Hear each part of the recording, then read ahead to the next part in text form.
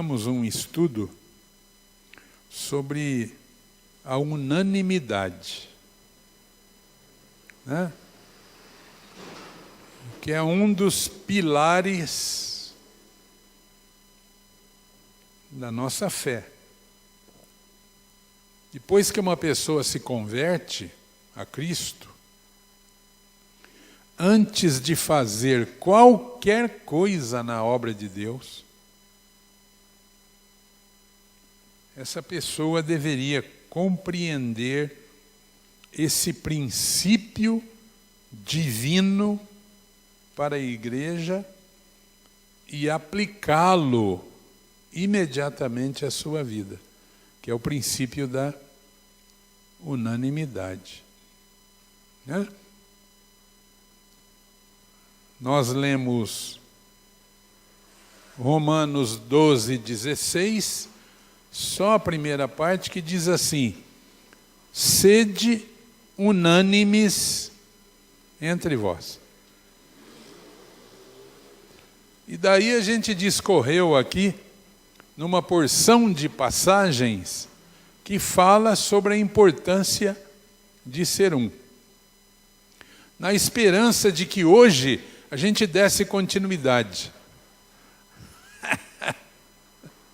Mas para variar, não tem ninguém aqui. Quem que teve terça-feira passada aqui? Então, 4 pessoas. Os irmãos não estiveram. E os outros que começaram também não vieram. Essa é a sina do professor. Eu não digo do pastor, porque o pastor é aquele que sobe aqui e prega uma mensagem. Quem veio, veio. Quem não veio, não veio, né? Mas uma coisa absolutamente impossível na igreja é você ter uma sequência de 2, 3, 4 aulas em forma de uma classe. Impossível. A pessoa fica sem comer, mas vai na faculdade. Não vai? Vai. Sem comer, não vai? Vai. Ela fica sem comer e vai no Kung Fu. Mas aqui não. Aqui, qualquer coisa que acontece, o primeiro que roda é Deus. Deus roda porque Deus parece que não cobra, né? Não, não cobra, né? Não. Deus, como é que o pessoal fala? Deus sabe. Ele sabe mesmo o quanto eu sou um... Bom, então hoje, o que nós vamos fazer, né? Vamos se virar nos 30 aqui, né? Amém, irmãos? A ideia de dar continuidade, já deixamos de lado. Então nós vamos pegar de um ponto aqui, que a gente leu terça passada, muito importante, e vamos meditar um pouco. Na terça passada, nós lemos 1 Coríntios 12:12,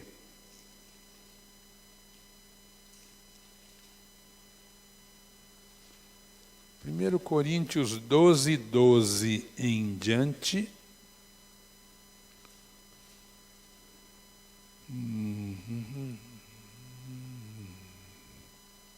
Que fala sobre a unidade orgânica da igreja.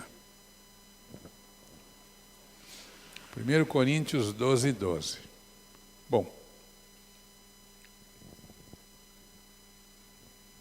e por aqui os irmãos vão ter uma ideia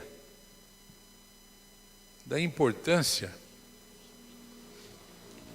dos crentes serem como os membros do corpo humano. A igreja de Jesus não é uma organização, não é um CNPJ. Embora toda congregação séria tenha o seu estatuto, tem a sua diretoria, tem os seus documentos, tem o seu CNPJ.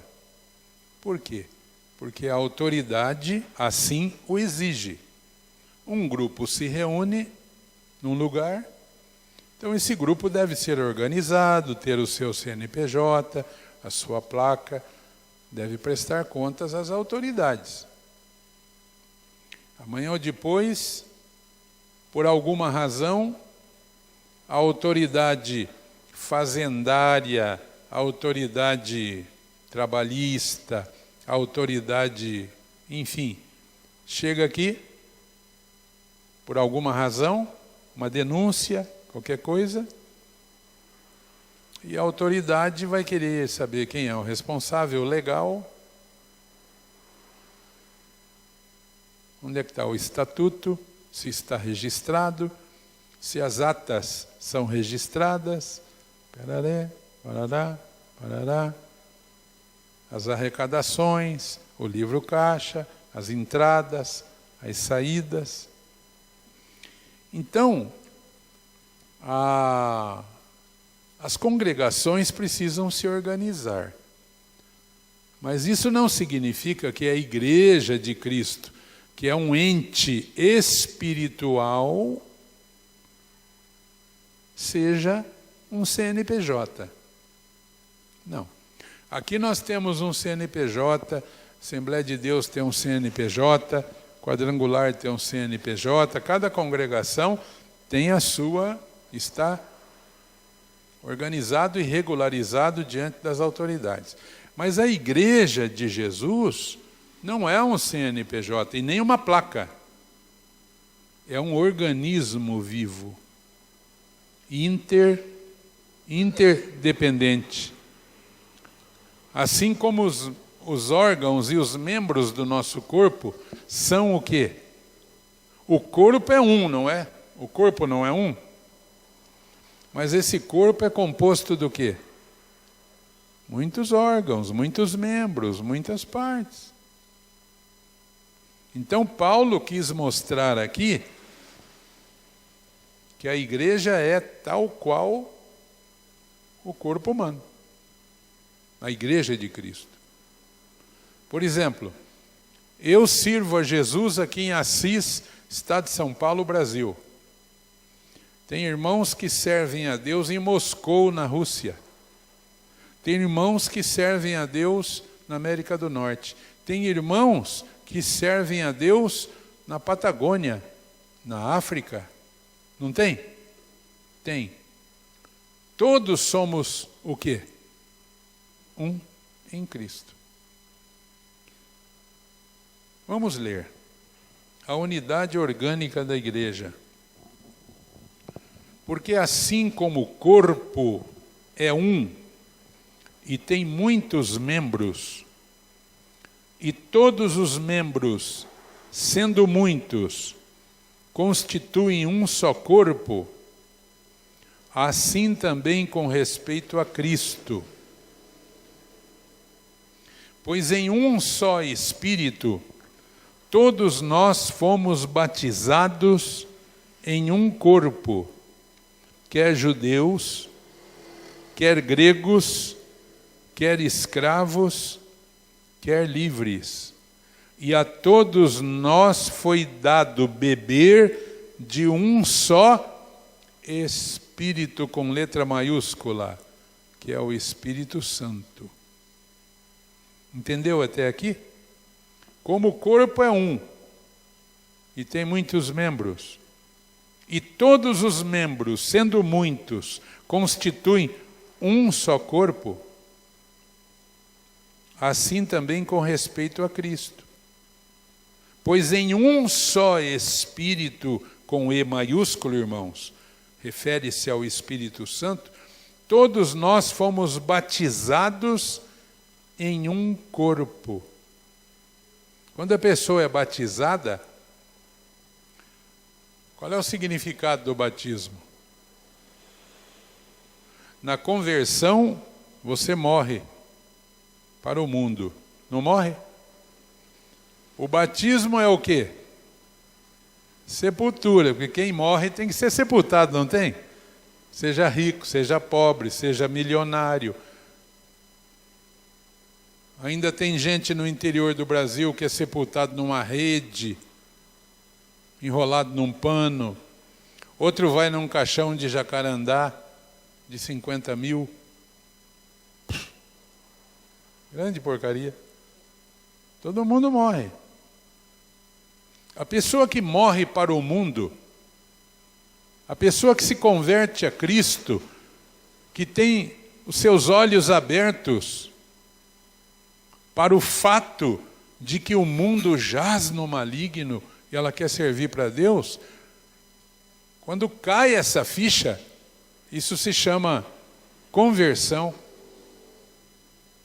Conversão ao Evangelho. E morte para o pecado. Morte. Aquilo que a gente fazia de errado por prazer, hoje nos dói. Por quê? Porque já não vivemos mais para o mundo. Morremos. Quem morre precisa de ser sepultado. Espiritualmente, o batismo exerce essa função. Sepultou. Imersão. E a emersão significa a ressurreição para viver em novidade de vida. Então Paulo está dizendo aqui, em um só Espírito, todos nós fomos batizados em um corpo. À medida que as pessoas vão se batizando, fazendo profissão de fé, elas vão sendo incluídas no quê? No corpo. No corpo, irmãos. No corpo. O que diz Paulo aqui? Em um só Espírito, todos nós fomos batizados em um corpo. A igreja é um corpo. É a unidade orgânica da igreja. Todos começamos a fazer parte daquele corpo. Com os irmãos da China, com os irmãos do Rio de Janeiro, com os irmãos da Fortaleza. Somos um corpo. Por quê? Porque no dia do arrebatamento da igreja, o Senhor não vai sair por aí catando pedacinho. Não, a igreja já é um corpo só, para o dia do arrebatamento. Então, em um só Espírito, todos nós fomos batizados em um corpo. Aí ele diz, quer judeus, quer gregos, quer escravos, quer livres. Não interessa quem é a pessoa. Se ela era um escravo, se ela era um bilionário. À medida que vai se convertendo, através do batismo, ela passa a fazer parte de um corpo. Porque a igreja, está aqui o título aqui, ó, a unidade orgânica da igreja. A igreja é um organismo vivo, não uma organização.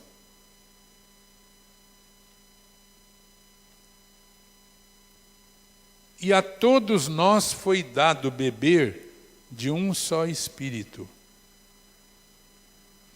Porque também o corpo não é um só membro, mas muitos.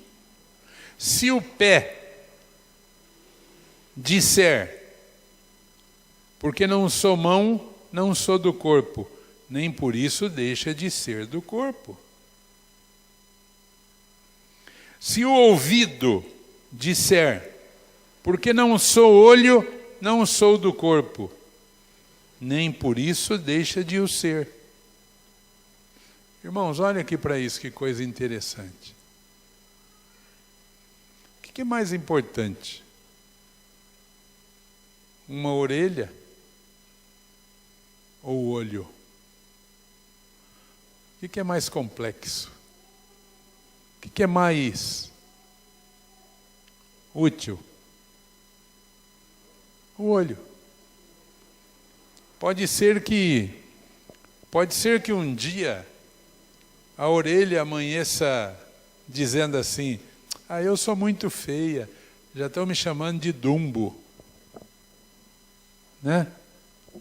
E a orelha fica com complexo de inferioridade. Ela olha para o olho, aquele olhão azul, assim, né? E a orelha pode ser tentada a dizer, eu não sirvo para nada. Eu não sou do corpo. Tira as orelhas, vamos ver. Como é que vai ficar o cidadão? Tira as orelhas. Então, Paulo está dizendo mais ou menos isso, irmãos. Se o pé disser, porque não sou mão, não sou do corpo, nem por isso deixa de ser do corpo. Se o ouvido disser, porque não sou olho, não sou do corpo, nem por isso deixa de o ser. O 17 diz, se todo corpo fosse olho, onde estaria o ouvido? Se todo corpo fosse ouvido, onde estaria o olfato? Mas Deus dispôs os membros, colocando cada um deles no corpo, como lhe aprouve. Você já viu que Deus colocou tudo certinho no corpo? Cada coisa no seu lugar. Já pensou se o teu olho estivesse nas costas?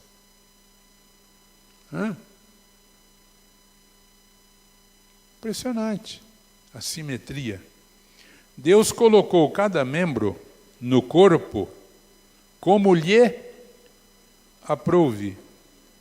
Não esqueça que nós estamos falando da igreja aqui, hein? Vai fazendo o paralelo aí na tua cabeça. Se todos, porém, fossem um só membro, onde estaria o corpo?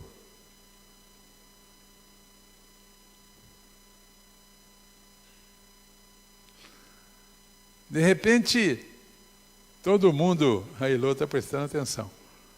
De repente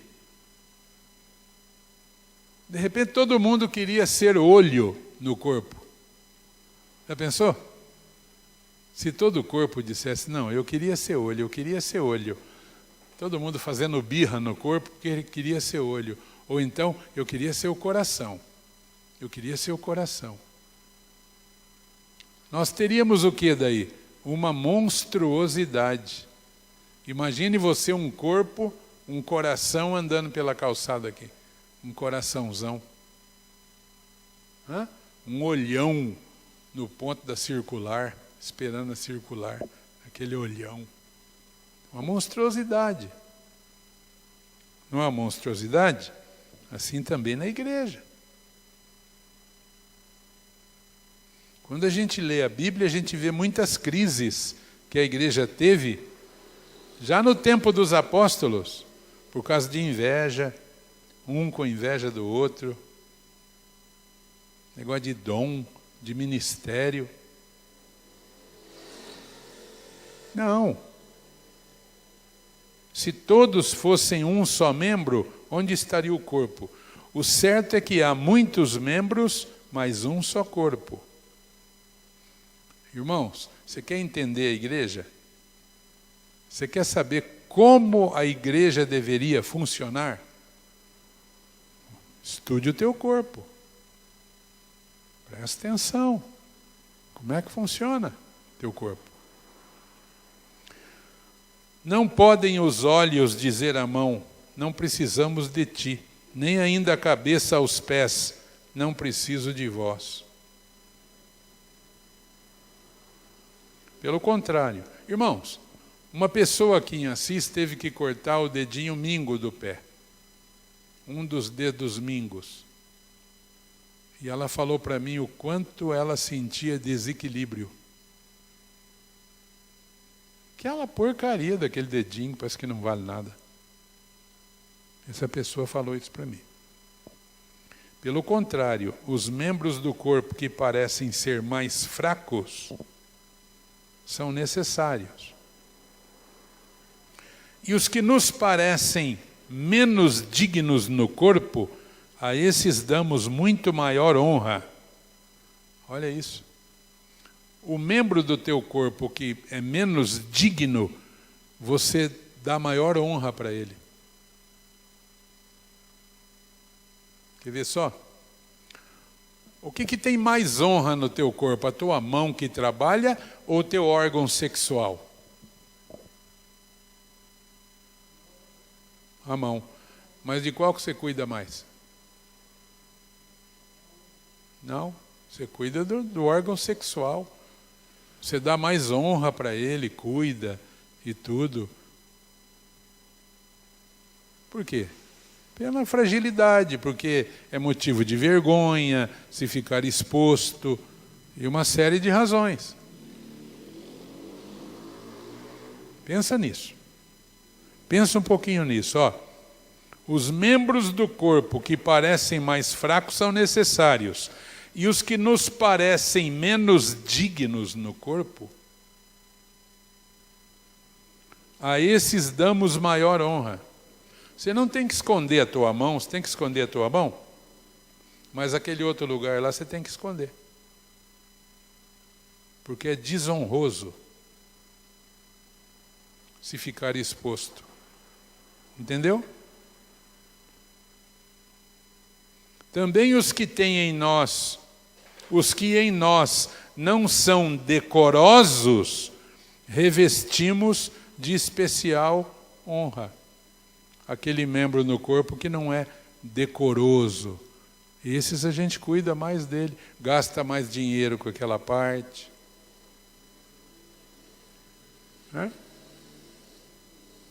Tem alguma roupa especial para cobrir a tua mão? A tua mão leva martelada, machadada, está tudo levado à breca. Mas as partes indecorosas do corpo, a gente cobre, cuida. Tal. Olha só o que Paulo está falando. O 24 diz, os nossos membros nobres não têm necessidade disso. Você não tem que esconder a tua mão, tem? Não, mas tem parte do teu corpo que você tem que esconder. Contudo, Deus coordenou o corpo, concedendo muito mais honra àquilo que menos tinha. Por quê? Por que Deus concedeu mais honra no nosso corpo àquela parte do corpo que tinha menos honra? Por causa disso aqui, ó, para que não haja divisão no corpo. Pelo contrário, cooperem os membros com igual cuidado em favor uns dos outros. Se você estiver carregando na tua mão um vaso precioso, uma taça de cristal, lá não sei de 1.300 e não sei quanto, que custa milhões, e se você pisar com o teu dedinho mingo num espinho, você está carregando aquele objeto caro. Mas se você pisa num preguinho, num espinho, o cérebro leva 0,02 de segundo para dizer para a tua mão assim, joga essa porcaria fora e socorra teu dedo. E você tem que ter muita presença de espírito e controle para não jogar aquilo fora. Isso é corpo. Isso é corpo. E Paulo está estabelecendo aqui uma relação entre o corpo humano e a igreja. A igreja deveria ser assim, em tese. Na prática, infelizmente, não é. Mas esse aqui é o ideal da igreja. Veja só. Os nossos membros nobres não têm necessidade disso. Contudo, Deus coordenou o corpo concedendo muito mais honra àquilo que tinha falta, para que não haja divisão no corpo. Pelo contrário, cooperem os membros com igual cuidado em favor uns dos outros.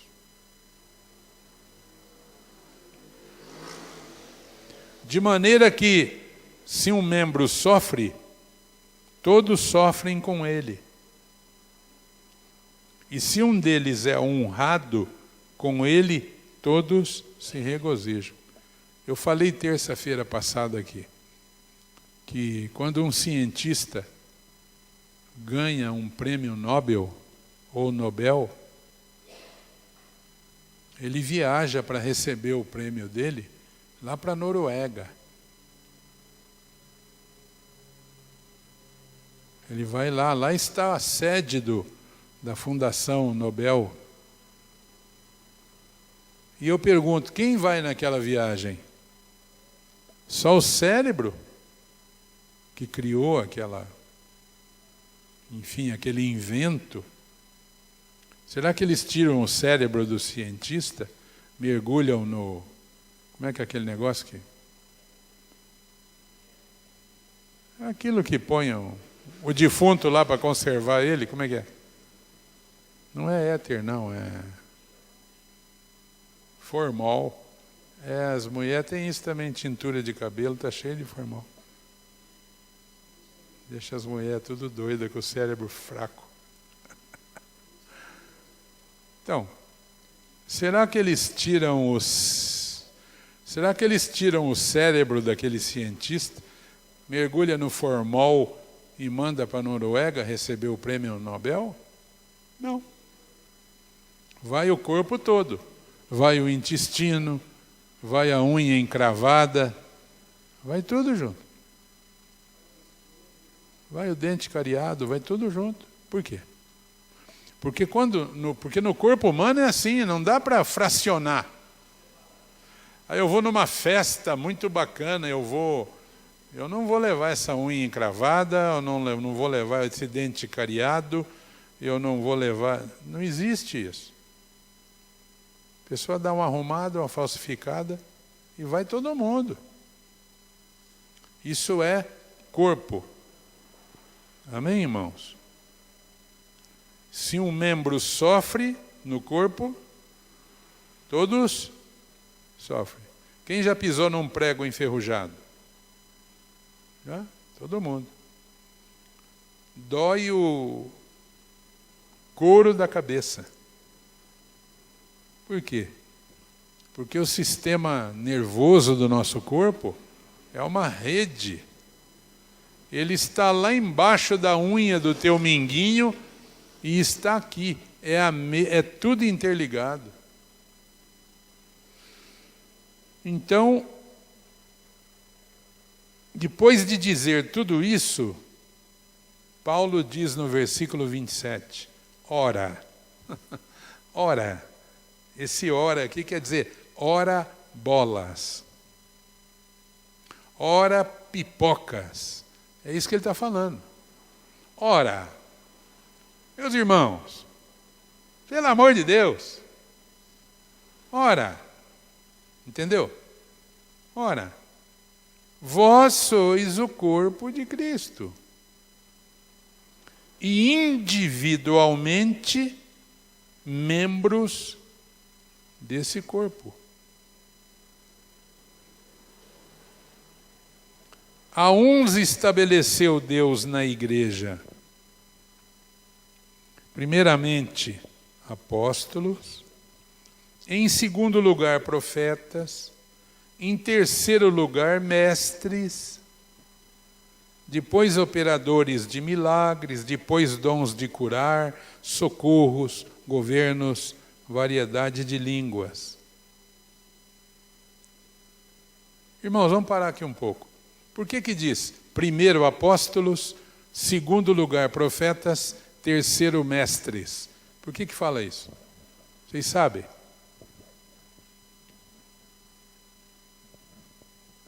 O apóstolo, irmãos, é o missionário. É aquele que chega num lugar, não tem nenhum cristão lá. Ninguém nunca ouviu falar. E ele consegue abrir a picada, chegar com o evangelho,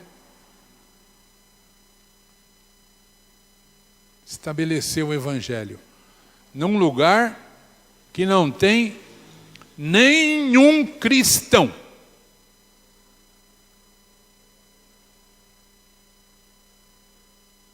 Esse é o apóstolo. Hoje em dia a gente vê uns ignorantes aí, né? Uns cabeça de bagre, se autoproclamando apóstolo num país que está cheio de crente. O cara vai ser apóstolo em São Paulo? Apóstolo no Rio de Janeiro? Tem uma igreja em cada esquina, uma igreja cristã. O apóstolo é o que abre a picada. Paulo era apóstolo. Ele chegava naquela região da Ásia Menor, regiões onde está hoje a Turquia, a Grécia, por ali, ó. A Grécia, Atenas, nos dias de Paulo, tinha cerca de 30.000 deuses diferentes. Houve um escritor da antiguidade, Pausânio, ele disse assim: em Atenas é mais fácil achar um Deus do que um homem. Quando Paulo falou lá de Cristo crucificado, o pessoal falou: vamos ouvir o que esse doido está falando aqui. Tinha a menor ideia. Esse eu posso chamar de apóstolo. Apóstolo é o que abre a picada, é o que chega lá no primeiro. Por isso, a Bíblia diz que primeiramente apóstolos. Segundo lugar, o profeta. O que é o profeta? O profeta é o que profere a palavra, é o pregador. Pregador. E em terceiro lugar, o mestre. O que o mestre faz? O mestre é aquele que pega a palavra do profeta, do pregador, e troca em miúdos, explica para o povo. O mestre explica a palavra para o povo, tira dúvida. Professor, não faz isso na sala de aula? Tira dúvida.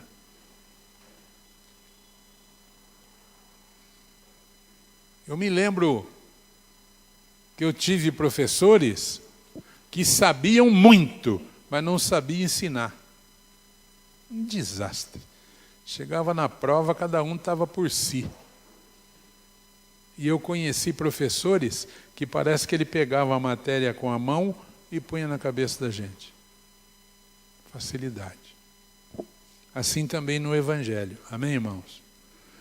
O apóstolo Paulo estava falando que cada membro no corpo tem a sua função. O mais fraco é ajudado pelo mais forte. Tal. Por quê? Porque assim acontece no corpo humano. E que nós somos o corpo de Cristo, individualmente membros desse corpo. Paulo diz que Deus estabeleceu no corpo os membros como ele quis, para que houvesse essa interdependência. E Deus também estabeleceu na igreja, primeiramente o apóstolo, depois o profeta, depois o mestre, depois outros dons. Amém? Aí ele pergunta no versículo 29, porventura são todos apóstolos? Qual é a resposta, irmãos? Não. São todos apóstolos, irmão, na igreja? Se todo o corpo fosse olho, não haveria um corpo, haveria um olhão assim. Um olhão de 100 quilos, andando por aí. Aí, Paulo, querendo nos ensinar, ele começa a nos fazer perguntas espirituais. São todos apóstolos? Qual é a resposta? Não. São todos profetas? São todos mestres? São todos operadores de milagres? Têm todos os dons de curar? Não. Falam todos em outras línguas? Interpretam-nas todos? Também não.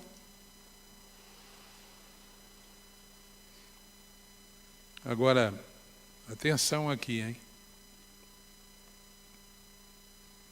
Nem todos têm o dom de falar diversidade de línguas, mas a língua estranha como sinal do batismo no Espírito Santo é para todos. A língua como sinal do batismo, o transbordamento do Espírito Santo, né? A diversidade de línguas, não. Mas a língua estranha como sinal do batismo do Espírito Santo, essa é para todos. Entretanto, diz Paulo, procurai com zelo os melhores dons. Procurai com zelo os melhores dons. Interessante. Eu posso procurar um dom, então? Eu posso pedir um dom, então? Eu posso. Qual o melhor dom que você acha que você podia pedir?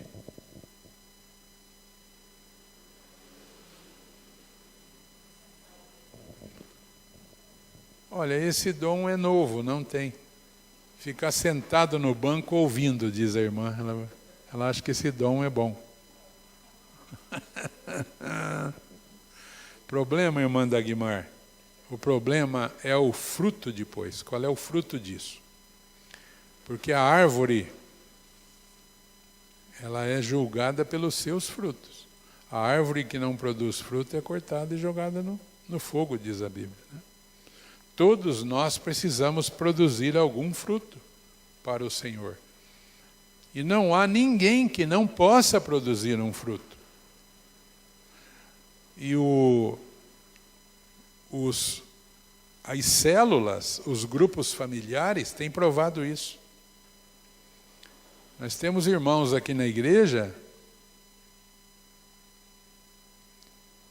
pessoas absolutamente simples, despreparadas, que não foram para a escola, que não têm instrução nenhuma, mas aquela chama no coração, aquele desejo de produzir um fruto, e tem célula em casa,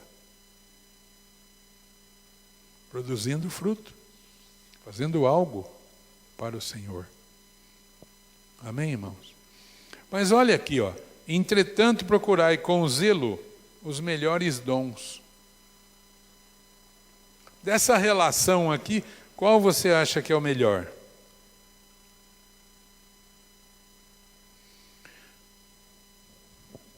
Tem o apóstolo, tem o profeta, tem o mestre, operadores de milagres, dons de curar, socorros, governos. Governo é administração, né, da obra, variedade de línguas.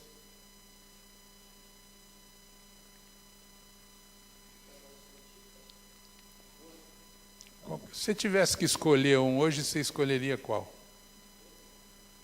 Qualquer um de vocês. Desses que estão aqui, ó. Gozado, a gente gosta de pedir o que não foi oferecido, não está escrito, né? Nós somos assim, gozado, nós somos. Dessa relação aqui, qual você pediria?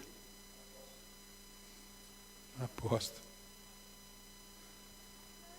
Você vai ter que ir lá talvez para a Arábia Saudita, para ser decapitado lá. Aqui no Brasil não dá para ser apóstolo. Apóstolo é o que estabelece onde não chegou o Evangelho ainda. Certo? Essa merchandising desses Vivaldinos aí é tudo brincadeira. Irmãos, o melhor dos dons aqui está no versículo 28. Socorros. De um dom para Deus, útil, um ministério de socorro. Jesus disse assim: mais bem-aventurada coisa é dar do que receber. O que é melhor? Você está indo numa estrada, o que é melhor? O teu carro pifa e alguém te reboca, ou você parar e rebocar alguém e ajudar alguém? Esse é o melhor. Esse é o melhor. O dom de socorro. Você ser aquela pessoa que socorre. Ajuda. Por quê? Porque para socorrer, você tem que ser suprido por Deus em tudo.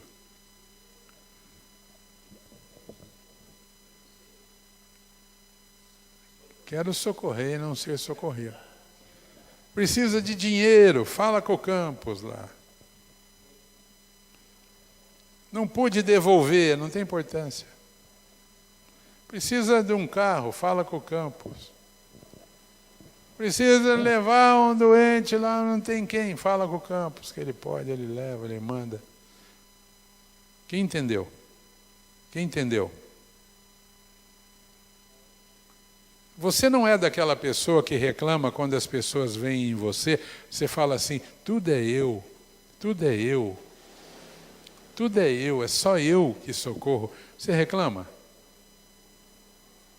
Para de reclamar. A maior de todas as bênçãos é poder socorrer.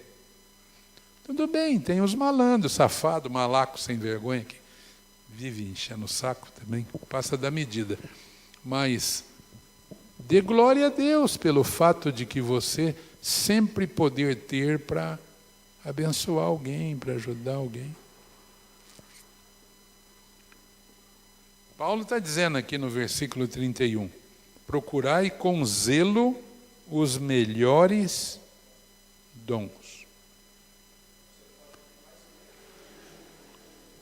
Os melhores dons, né? Está no plural aqui, né? Então você pode, sim. Na língua original, esse melhores está maiores. Na língua original está maiores dons. Eu falo por mim, irmãos. Pastor há 46 anos. Eu falo por mim. O melhor de todos é poder socorrer. E pela misericórdia de Deus, eu tenho podido socorrer no meu ministério. Tenho podido socorrer. Socorre aqui, socorre ali, socorre lá, põe aqui. Tá. Digam glória a Deus por isso. Amém, irmãos? Bom, vamos tirar algumas lições aqui só para a gente ir embora, para a gente encerrar. Lembrando que eu ainda vou lá no velório também.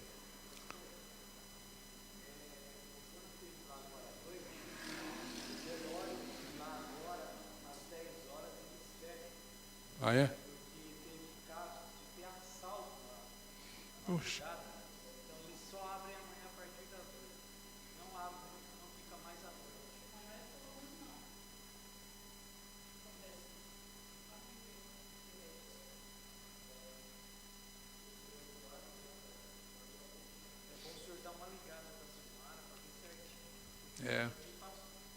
Uhum.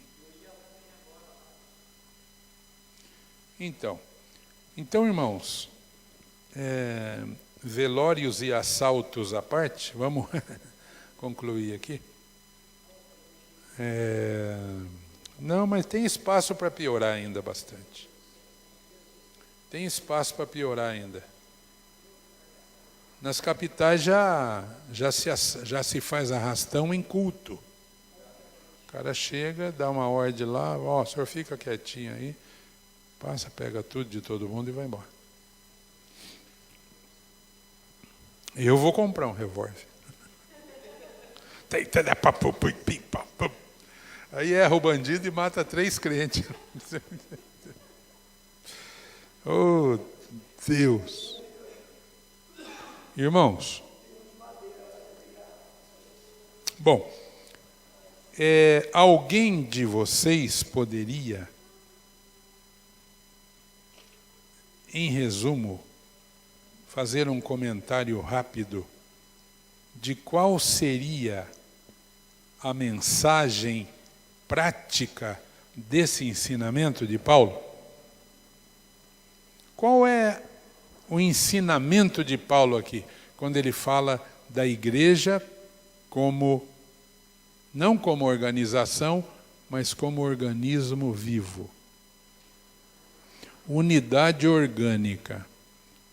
Alguém poderia, em resumo, num comentário resumido, dizer sobre o que Paulo está querendo falar aqui?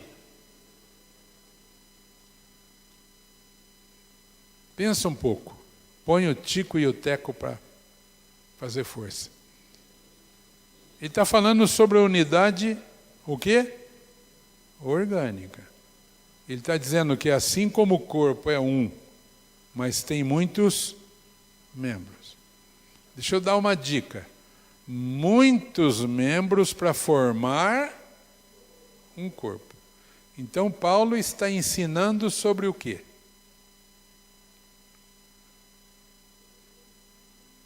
Sim, sobre a igreja.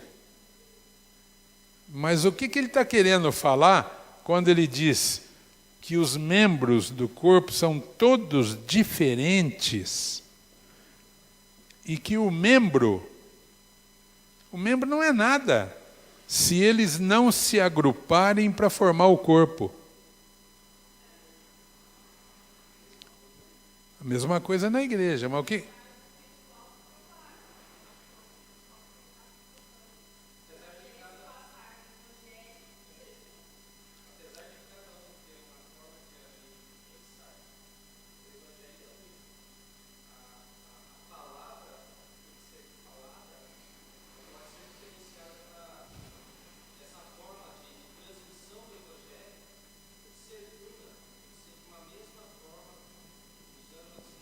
Sim. Agora, o que Paulo está querendo falar aqui, quando ele fala de membros. Por exemplo, o judeu divide o corpo humano em 248 partes. O ensino judaico. 248 partes. Essas 248 partes, separadamente, não são nada. Jamais uma parte dessa poderá ser chamada de corpo ou de igreja. Eu falei terça-feira passada aqui. O que nós somos? Nós somos indivíduos crentes ou somos igreja? Quando Jesus vier, irmãos, ele não vai arrebatar indivíduos crentes, ele vai arrebatar a igreja. Por isso que Paulo está dizendo que pelo batismo nós nos tornamos um corpo. Um corpo. Né? Sim, irmão?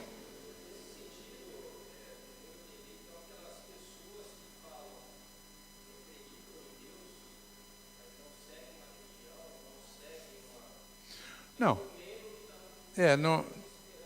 Seguir uma religião é uma expressão, né? Mas que não estão integrados no corpo. Toda pessoa que resiste, não aceita, combate o fato de fazer parte da igreja, ela está fora. Ela está fora. Agora, existe aquele que, por força de circunstância, ele não está integrado a uma congregação, por força de circunstância.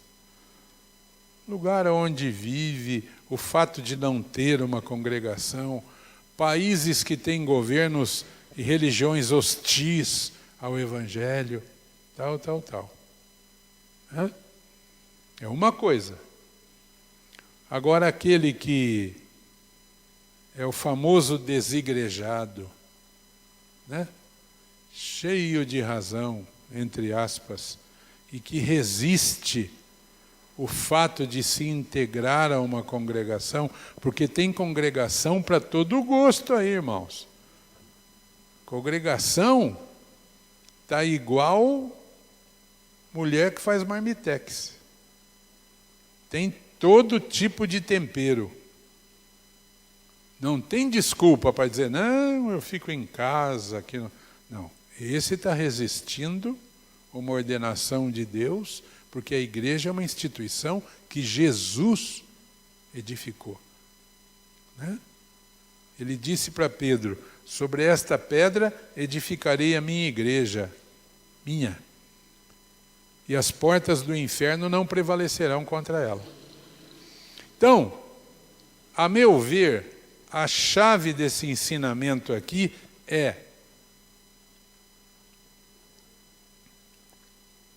a coletividade para formar o corpo versus individualismo.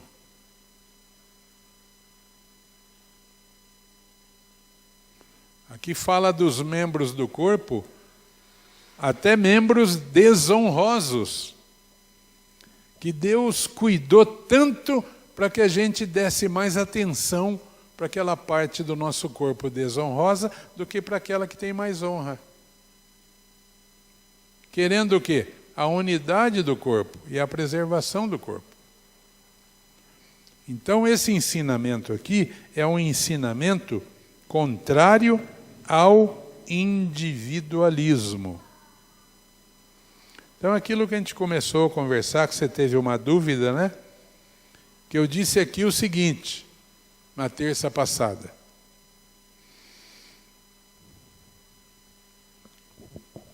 Os membros do corpo trabalham numa interdependência perfeita. Eu pergunto para você, o que o olho tem a ver com o pâncreas? O que o fígado tem a ver com o nariz, com o tímpano?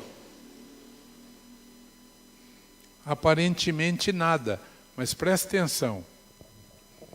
Deus colocou membros tão diversos e diferentes numa interdependência, numa engrenagem tão lubrificada, que um depende do outro para existir. E você sabe quando o teu corpo está funcionando bem. Quando que você sabe que o teu corpo está bem? O todo, o corpo. Quando você não percebe a existência de um membro individualmente. Você sente que tem dente? Não? O dia que você sentir, tomara que não seja 3 horas da madrugada. É porque esse membro está doente. Por quê? Porque no corpo, estamos falando da igreja, corpo humano como igreja. No corpo, o membro, o tijolo, não foi feito para ser visto. Imagina essa parede aqui, ó. Está bem assentadinho os tijolos aqui. Ou não sei, às vezes é um reboque que é dessa grossura, né? Tá bom. Mas vamos dizer que está bem assentadinho. Imagine vocês um tijolo aqui aparecer na ponta dele para fora. Fora do prumo. Não é para ser visto nenhum tijolo aí na parede. Nós queremos ver a parede. Então, quando um membro individualmente ele aparece no corpo, invariavelmente é porque ele está doente. Invariavelmente. Porque Deus não fez para o membro ficar aparecendo, olha eu aqui, olha eu aqui. O fígado faz, olha eu. O pulmão fala, bate palma para mim, olha eu. Não, não. O corpo foi feito para funcionar bem azeitado, bem lubrificado, plá, plá, plá, plá, plá, de forma que o membro não aparece. Quem está entendendo, irmãos? É por isso que Paulo faz essa analogia da igreja com o corpo humano. Sim.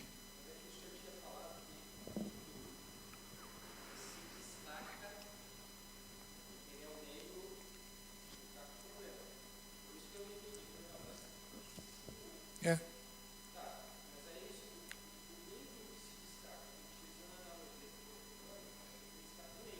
Sim.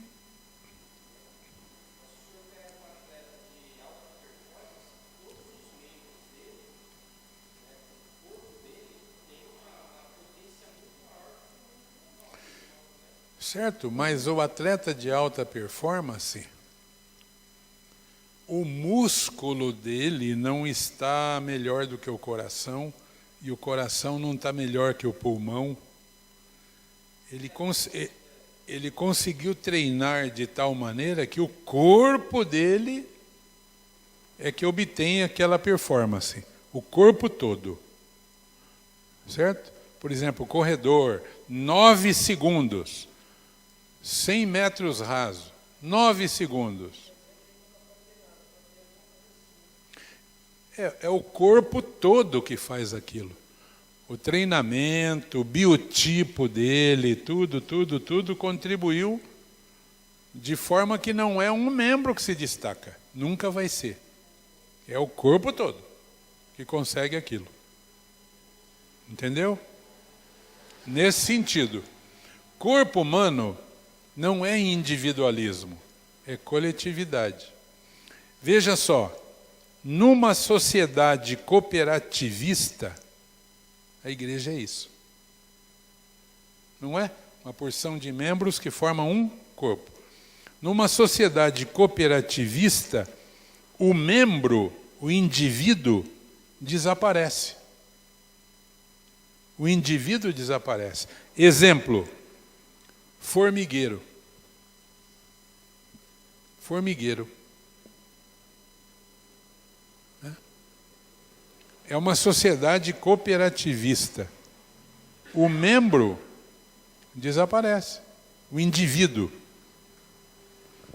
Vira tudo uma coisa só, um corpo. Que é a igreja, no caso. Paulo está querendo nos ensinar isso. Por exemplo, eu li uma vez uma instrução que foi dada à tripulação de um iate de luxo. Às vezes eu falo aqui na igreja. Um grupo fez um curso dificílimo para conseguir trabalhar num iate de alto luxo que ia receber alguns casais de bilionários. Então fizeram um exame de seleção lascado para uma meia dúzia que ia trabalhar naquele iate. Depois que eles passaram, aqueles que se classificaram, na véspera de embarcar, eles receberam um envelope, e ao abrir o envelope estava escrito assim: servir invisivelmente e surpreender nos pequenos detalhes. A última instrução. Eles deveriam servir os hóspedes de maneira invisível. Entendeu? Nossa, olha o que fizeram aqui. Nossa, mas quem será que fez? Não sei. servir de maneira invisível e surpreender os hóspedes nos pequenos detalhes. O nome disso é corpo. Trabalhar como corpo. Olha no futebol aí, os times que se destacam. São times que jogam por música. O atacante olha para lá e joga a bola para cá, para o colega lá. Né? De tanto que eles fazem aquilo. Vocês entenderam, irmãos? Entendeu isso? Entendeu? Dizem que Deus convidou um homem para conhecer o céu e o inferno.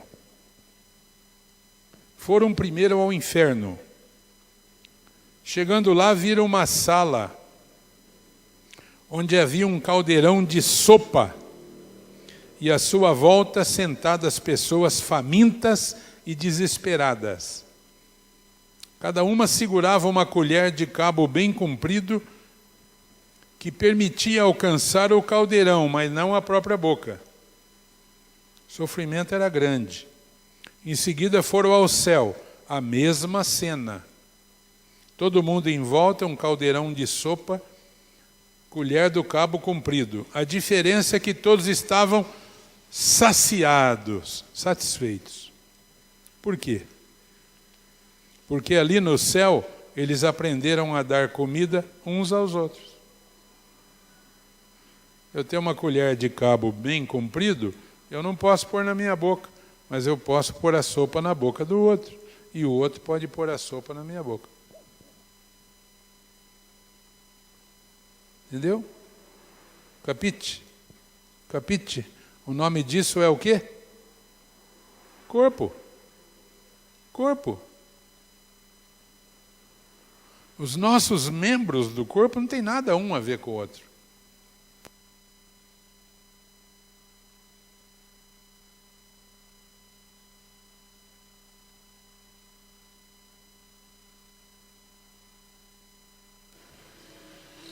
Mas um serve o outro. Um ajuda o outro. Assim também aqueles gansos que voam assim, ó, lá no hemisfério norte, né? Eles migram, os pássaros, e eles voam numa formação de flecha. Assim, ó, de V, lá no céu. Aí alguns cientistas que não têm o que fazer foram estudar isso aí. Né? Então chegaram às seguintes conclusões. Primeiro, à medida que cada ave bate as asas, ela cria um vácuo, uma sustentação para a ave seguinte. Voando em V, nessa formação, o grupo inteiro consegue voar pelo menos 71% a mais do que se cada um voasse sozinho. Qual é a lição aqui? Pessoas que compartilham de uma direção comum e de um senso de equipe chegam ao destino mais depressa e facilmente porque elas se beneficiam das condições favoráveis criadas pelo companheiro. Você já viu em corrida de Fórmula 1 que um pega o vácuo do outro? Segundo, sempre que um ganso sai da formação, ele repentinamente sente a resistência e o arrasto de tentar voar só, e imediatamente ele retorna à formação, para tirar vantagem do poder de sustentação da ave à sua frente. Qual que é a lição aqui? Espiritual. Que existe força, poder e segurança em grupo. Quando se viaja na mesma direção com pessoas que compartilham de um objetivo comum. Eu digo para a clientarada, vem para o culto, vem para o culto, vem para o culto. Venha, vem para o grupo, vem para o grupo. Não vem. Então tudo se lascando por aí. O que tem de crente se arrebentando e se lascando por aí, sozinho, é uma enormidade. Terceiro, quando o ganso líder se cansa, ele se reveza indo lá para a traseira do V, enquanto um outro assume a ponta. Lição: é vantajoso o revezamento quando a gente precisa fazer um trabalho árduo. A vida cristã é um trabalho árduo e pesado. Então, o revezamento, um ajudando o outro. Quarto, os gansos de trás grasnam para encorajar os da frente a manterem o ritmo e a velocidade. Então, aqueles grasnados, aqueles gritos do ganso, é encorajamento para o da frente manter o ritmo, manter a velocidade. A lição aqui é que todos necessitam ser reforçados com apoio e encorajamento dos companheiros. Quando um ganso adoece ou se fere, deixa o grupo, 2 outros gansos saem da formação e o seguem para ajudá-lo e protegê-lo. E eles acompanham aquele ganso que saiu até a solução final do problema. Ou ele melhora, ou ele morre, e só depois é que eles reiniciam a jornada. E quando eles voltam, eles se juntam a uma outra formação, depois passa para uma outra formação de gansos, até achar o grupo original deles. E a lição é que a solidariedade na dificuldade é imprescindível em qualquer situação enfrentada por uma equipe. Solidariedade na dificuldade. Amém? É sobre isso que Paulo nos ensina hoje. A igreja não é um CNPJ, uma organização. A igreja é um organismo vivo. Amém? Um organismo. Um conjunto de membros diferentes que formam um corpo, cujo cabeça é Jesus Cristo, nosso Senhor. Glória a Deus. Pois não, irmão.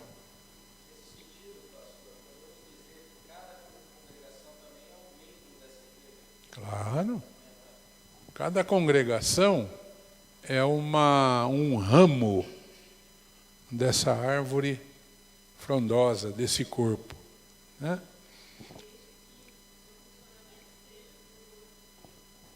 Como? Claro, claro.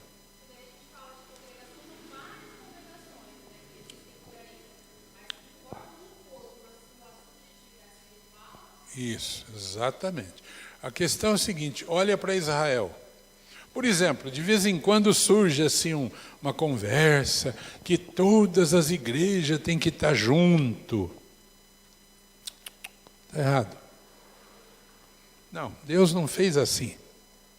Não pode todo mundo querer ser olho. Tem que ter o rim, né? O intestino, né? Não tem que ter o intestino? Tem que ter. Senão não existe corpo. Então, olha para Israel. 12 tribos. Efraim lá em cima, Manassés lá embaixo, Aser, Gade, Zebulon, Neftali. Aqueles 12 filhos de Jacó. Cada família daquela originou uma tribo, ganhou uma herança na terra prometida, um território. Um não conhece o outro.